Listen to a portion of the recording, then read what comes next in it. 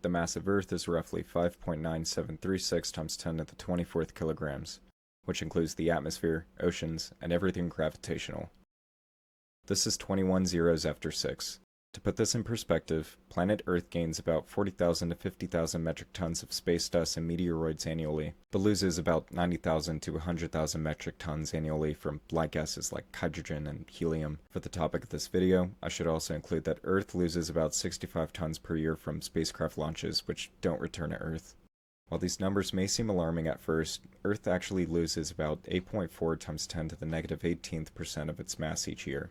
That's 17 zeros after the decimal point, or less than a part in a quintillionth annually. Imagine losing a single grain of sand from an entire beach every year. That's how lame this loss is in the grand scheme of things.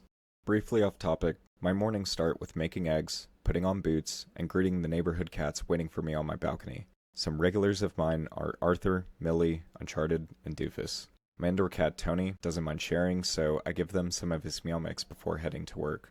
Last week, I came home to find Uncharted dead by my mailbox. Arthur was there to help me cope as I took care of things, but I kept recalling how I fed him that morning. A few days later, I heard Doofus was buried. Since 2020, this phrase has reoccurred. If gone, let it be among the stars. Back to my point, if our planet is losing weight at a steady pace annually, then why does the world feel heavier every passing day? Maybe it's bills, diplomacy, elections, relationships, LinkedIn, or even the magnetic field. Or maybe I'm just bored of this planet. When I look at the C358 supernova, the swirling loops remind me of my mother's accent. When I look at the SN1181 supernova, a starlit swirl of bubbles, I think of Uncharted. When I look at the SN-UDS10WIL supernova, over 10 billion light years away, faint and unseen, I think of how I want to build a rocket for me and my cat to vanish unwatched towards it. So what's stopping me? Where's our place in the stars? Let's say I had unlimited cash, connections, and resources to make it happen. What could go wrong with flying away anonymously? As I've come to find out, a world of paranoia leaves the cosmos as a private barrier, leaving me and my cat feeling watched, and not by the stars.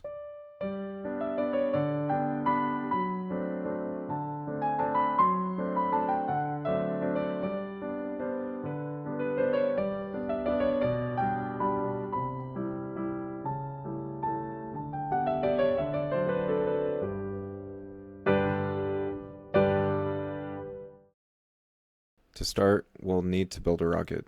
With unlimited money, resources, and connections, let's say we have already hired a team of experts who have all agreed to keep the job secret. This team we've hired includes engineers, designers, managers, technicians, inspectors, and all launch operators. Everybody is ready to get to work, so now it's time to get a hold of all the parts. But here, we run into our first problem. The basic materials, such as wires and metals, are easy to acquire unnoticed. It's controlled items, such as propellant, avionics, and launch pads that cause muddle. Propellant is a regulated explosive that expels hot gases at high speed, the same principle that powers missiles, not just spacecraft. Avionics is the rocket's guidance systems that steer through space. These are also not off-the-shelf gadgets. They are dual-use tech, meaning they can work for civilian satellites but could arm weapons or ICBMs. And launch pads are the fixed sites for fueling and takeoff, but even private ones need Federal Aviation Administration stamps. But let's look at the legal dealers anyway. To purchase propellant like RP1, which is fuel, or LOX, which is oxidizer, we can look at Aerojet Rocketdyne. For avionics, like guidance systems, we can look at Honeywell or Lockheed.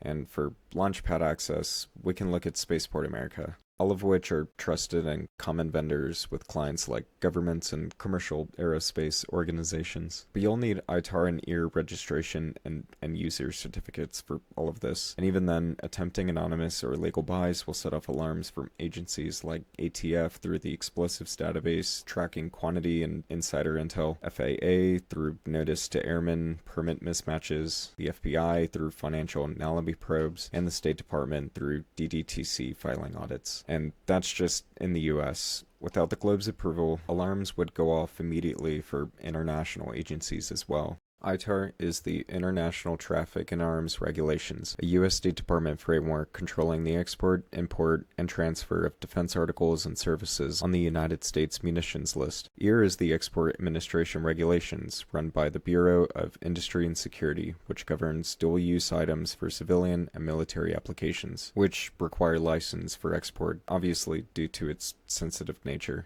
It would be impossible to purchase controlled items for my rocket through legal vendors if I wanted to be anonymous while I fly on watch towards the supernovas, because vendors like Aerojet Rocketdyne for propellant, Honeywell or Lockheed for avionics, and Spaceport America for launch pads require ITAR and EAR registration, certificates, and mission statements for notifying international agencies. This is to ensure no terroristic intentions or possible reroute for spacecraft in orbit. Any mismatch will flag ATF explosive logs, FAA permit checks, FBI financial probes, and State Department audits through mandatory filings and database cross-checks. So, what are the other options?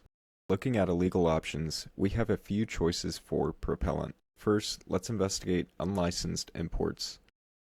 Underground networks are relatively easy to find on the dark web on arms-based markets, but more reliable suppliers are the illicit chemical suppliers in Eastern Europe or any foreign industrial stockpile. The issue here is that the ATF and DEA intercept through routine port scans using X-rays for explosives, chemical sniffers, and manifest mismatches, like if we were to label the product as poop, but then it got flagged as propellant, leading to a pre-delivery cease, which sucks. In that case, we can hire some chemists onto the team for a custom propellant lab using over-the-counter chemicals like potassium perchlorate from fireworks and aluminum powder from paint stores. The issue here is that the ATF requires a permit through Form 5400.13, which complains about transport over 5 pounds. But if we can hire on a team of transporters, avoid traffic stops, and avoid suspicion, our best option is to transport the ingredients and make it ourselves. In this case, if caught,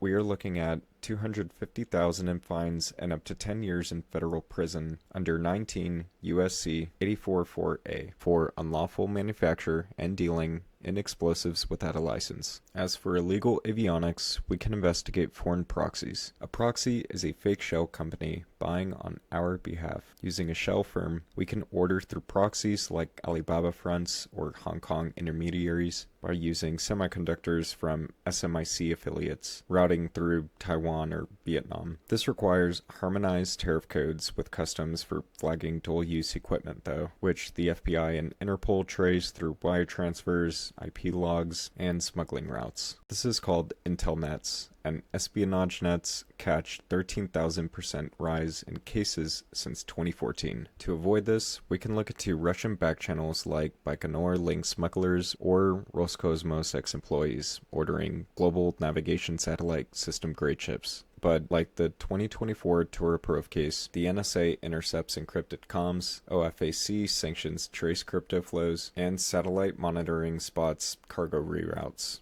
But what about the Iranian cutouts? Tyrant middlemen from IRGC fronts or institutes through Syrian ports can help, right? Not unless you want to end up like the 2023 Democratic People's Republic of Korea chop smuggling ring that was busted in Singapore. Looks like we'll have to hire some robbers and blackmailers. If we can bribe or even booby-trap the employees at Honeywell or Lockheed plants, we could steal the prototype boards during maintenance windows. At this point, we'll assume we're paying our traders very well to avoid a whistleblower or possible badge log leaks. We'd hate to go out like the insider case that happened just this year, which led to a 15-year sentence under the Espionage Act. Now, for unauthorized private launchpad builds, we'll look into steel gantries and concrete silos from scrapyards. The only issue here would be getting busted from satellite imagery detected through NRO and ESA by heat signatures and earthworks, which are changes spotted per week on a single site. Another good example is North Korea through NEIC for detecting sudden launches as earthquakes. In this case, generally speaking, a $300,000 fine for ITAR and EAR violations are issued, including denial orders from global shares, but the FAA also triggers civil penalties at $35,000 per day, plus criminal charges if intentions include endangering aviation under 49 USC 46.315. But we won't get caught. To do this, at first I thought we could build a movable pavilion to shield our project from satellites until liftoff, but NRO and ESA use SAR radar to penetrate fabric and metal roofs, which includes thermal IR for heat vents. So in this case, we'll use deep forest canopies to build an underground bunker for launch pad construction, which should delay detection, especially if all power drawn is self-generated through fuel cells and solar panels. Now, with everything collected to create custom propellant, the avionics heist complete, and the secret base ready for building a launch pad, our loyal team can now secretly get to work. In the meantime, as I'm preparing for liftoff, let's discuss two notable cases when unauthorized spacecraft launched the world into chaos.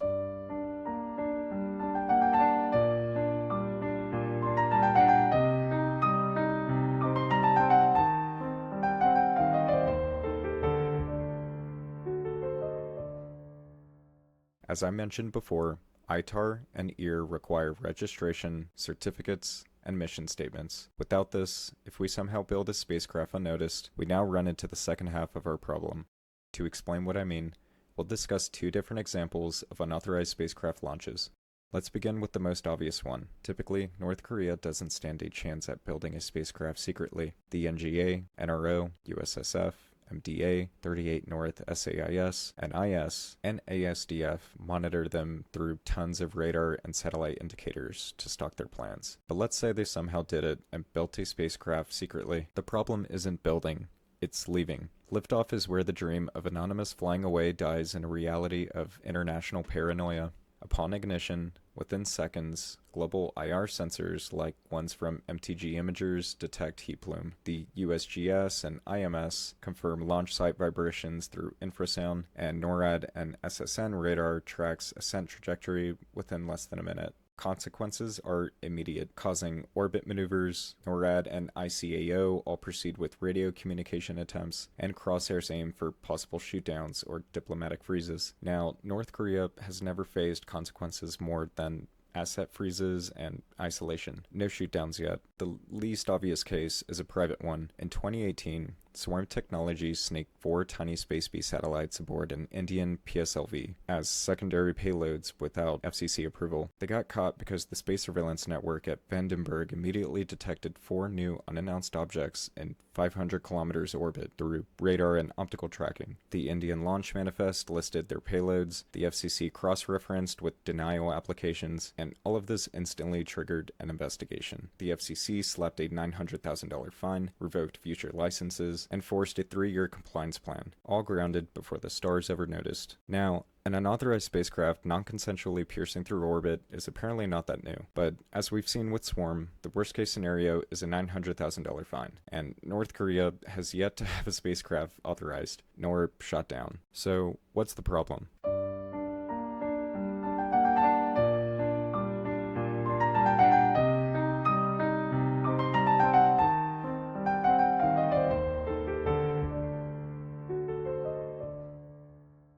The problem is flying away secretly and unbothered by the world you're trying to leave, because the moment your rocket ignites, US Space Force's satellites and ESA's imagers scream launch in under 10 seconds. NORAD radars lock trajectory in 60 seconds, and USGS and IMS infrasound pins your pad.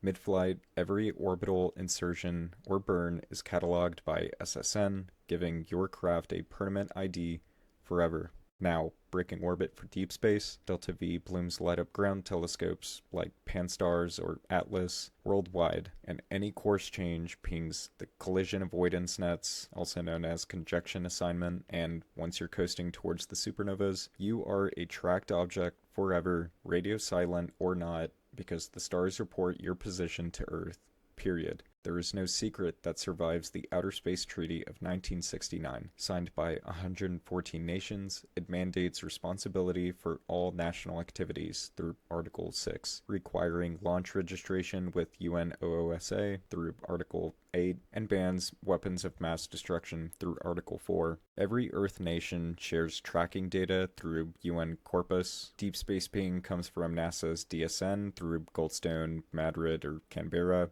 ESA's ES-Track, and China's Deep Space Network. Your trajectory is plotted in moments. Stealth coatings fail against ballistic radar, solar sails reflect sunlight like beacons. Even if you somehow dodge Leo, interplanetary radar successors and optical surveys tag you at 1 AU throughout the entire universe. The cosmos is a private barrier, and every photon betrays you. No matter how beautiful the supernova, it's an unreachable escape. So, what have I learned?